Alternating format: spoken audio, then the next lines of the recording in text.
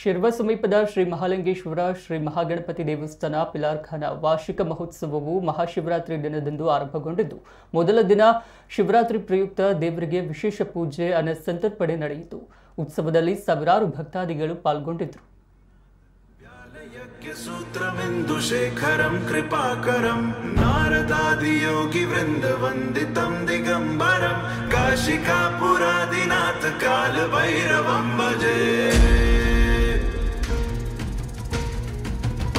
भानुकोटिभास्वरं भवाब्धितारकं परं नीलकण्ठमीप्सितार्थदायकं त्रिलोचनं देवराज सेव्यमान पावनाङ्घ्रिपङ्कजं व्यालयज्ञसूत्रमिन्दुशेखरं कृपाकरं नारदादियोगी वृन्दवन्दितं दिगम्बरं काशिकापुरादिनाथ कालभैरवं भजे.